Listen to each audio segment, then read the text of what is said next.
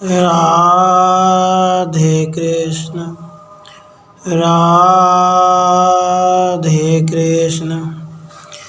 एक नगर में एक बहुत धनवान साहूकार रहता था, जिसके घर में धन की कमी नहीं थी। परंतु उसको एक बहुत बड़ा दुख था कि उसके कोई पुत्र नहीं था।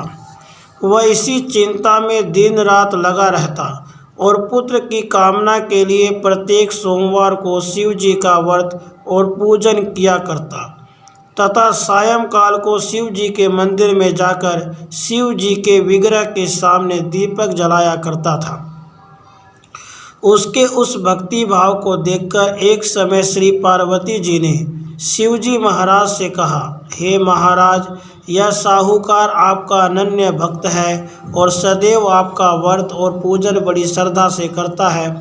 इसकी मनोकामना पूर्ण करनी चाहिए। शिव जी ने कहा, हे पार्वती, यह संसार कर्म क्षेत्र है।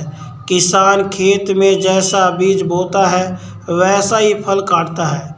इसी प्रकार इस संसार में जो जैसा कर्म करते हैं वैसा ही फल भोगते हैं। पार्वती जी ने अत्यंत आग्रह से कहा, महाराज, जब यह आपका अनन्य भक्त है और यदि उसको इस प्रकार का दुख है तो उसको अवश्य दूर करना चाहिए, क्योंकि आप सदैव अपने भक्तों पर दयालु होते हैं और उनके दुखों को दूर करते हैं।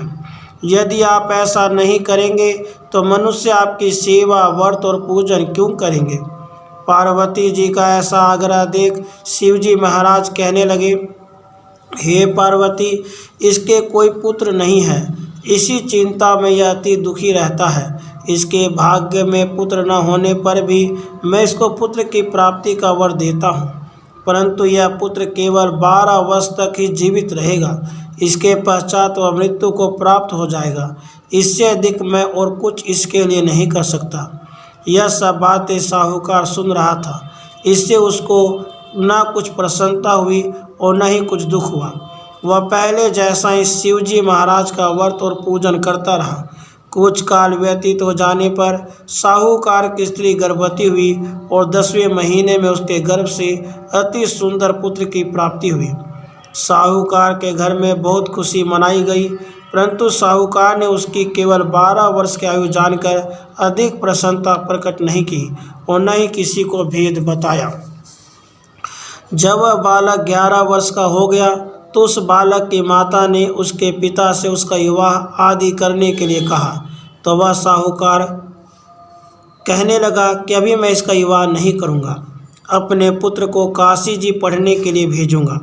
फिर साहूकार ने अपने साले अर्थात बालक के मामा को बुलाकर उसको बहुत सा धन देकर कहा, तुम इस बालक को काशी जी पढ़ने के लिए ले जाओ और रास्ते में जिस स्थान पर भी जाओ यज्ञ तथा ब्राह्मणों को भोजन कराते जाओ।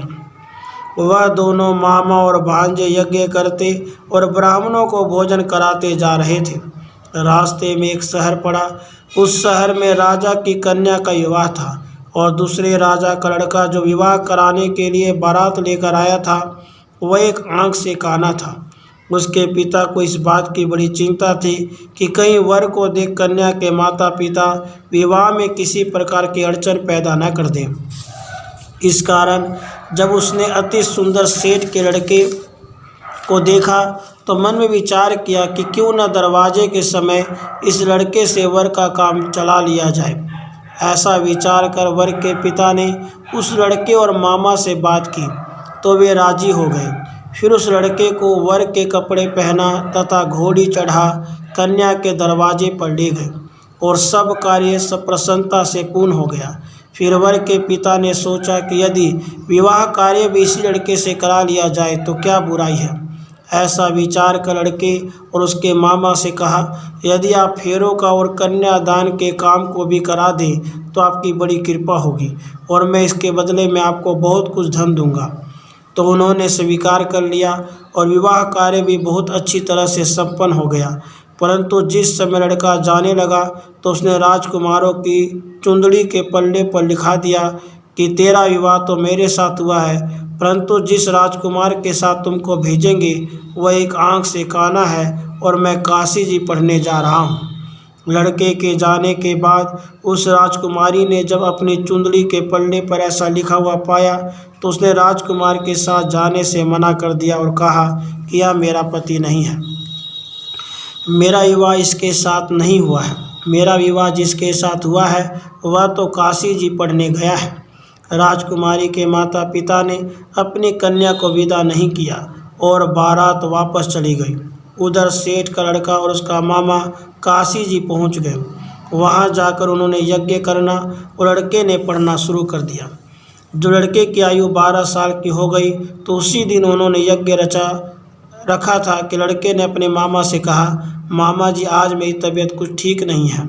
मामा ने कहा, अंदर जाकर सो जाओ। लड़का अंदर जाकर सो गया और थोड़ी देर में उसके प्राण निकल गए।